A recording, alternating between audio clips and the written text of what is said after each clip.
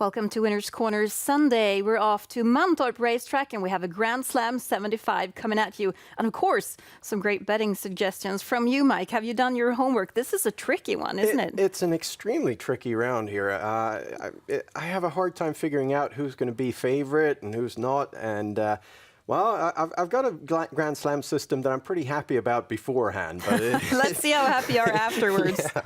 Yeah. Well, let's see what Mike has for us today. We're starting off in the race that marks the start of the Grand Slam 75. It's race 5. And of course, how do we solve this one? Well, I think number 2, Oracle Face, stands out as the best horse here. He's been out against really tough opponents all through the winter. And last time he showed decent form. He's got 3 races since he came back from France, 2 now in June. And it seems his form is increasing. He was in the lead. He looked really strong with about 400 or 500 meters to go, but ran out of gas a bit at the end there. So he's going to take the lead here once again. And if only Ludwig Colgjini manages to slow him down a bit in the middle of the race, I think he should have a good chance to win this from the lead. So starting off with a great win bet there in the 5th race. We're turning 2 pages and landing on race 7. And this is a sprint race, 1,640 meters. Who's the fastest one? Well, it's a really tricky race, this one. It's especially tricky since this is an elimination. We got a final later on in the evening here, so it may be that all the horses don't really go all in to win this one, instead trying to win the final. But you found a winner still. Yeah, I think that number 5, Ebony Boko, should win this one. Fast behind the gate, has shown increasing form now 3 times running. Last time was out on the V75 at Boden, started off from the 11th hole and finished really strong over the final stretch there. So Ebony Boko is on the way back again. This used to be a really, really promising horse, and something happened, and it's a while now since the horse won last time, but now it's his turn. Sounds like a really interesting win bet to me. Now we're turning the page to race number 8, and this is a long distance race. It's 2,640 meters, so you need to be really strong. Who is really strong? Once again, a really tricky race here. Sounds like a broken record, Mike. Yeah.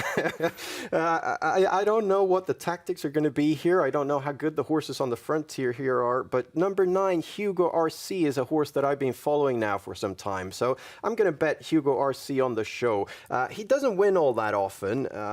That's kind of nasty to say about a horse that's won 4 out of 18 races. But still, he doesn't feel like a real winner. But he always performs. He's strong. He doesn't really have the speed yet. That's what's lacking. But he's quite strong, and he can be parked on the outside and be aggressively driven. I think that's going to pay off here in this race. He's got a great chance to finish in the top 3. So played a little safe there in the 8th race. Turning to race number 9, and this is also a sprint race. Mike, how do we solve it? Yeah, this is a tryout for the Swedish Championship for amateur drivers, and that, of course, makes it a bit difficult. You don't know all these drivers all that well. But number 5, Star of Glory Days, has a very experienced and good driver.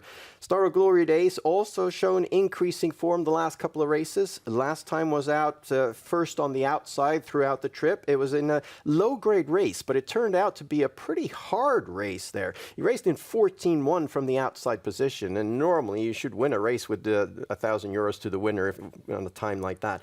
So from this post here, I think Star of Glory Days has a good chance to reach the front, and even if he doesn't, I think he's strong enough to win this from the outside position over the sprint. You sure convinced me, Mike, to place a win bet there in race 9. Now let's take a look at races 10 and 11. It's all about the daily double. You need to find the winner in these 2 consecutive races. And you are going all in. You have a straight double for us, Mike. Yeah, I'm going to go for a real outsider to win the first leg. Number 2, Global Traveler. Extremely fast behind the gate. Has a great position here to reach the front. And since the favorites have tricky posts, number 8 and 12, I feel that we're getting really good value on Global Traveler. Moving on then to the second leg of the daily double. Which horse have you chosen? It's going to be a straight global double. Yeah. Number 5, Global Tenderness, must have a good chance here.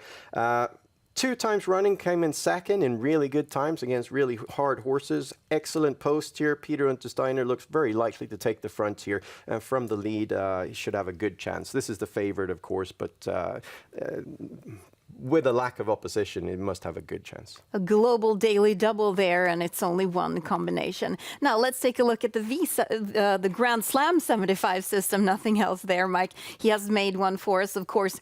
And you have not one, not two, but three bankers. Which one of these is the best one? Well, I must say Oracle Face. I think he's got a great chance to reach the front, and with the increasing form he's shown, he definitely deserves to be a clear favorite.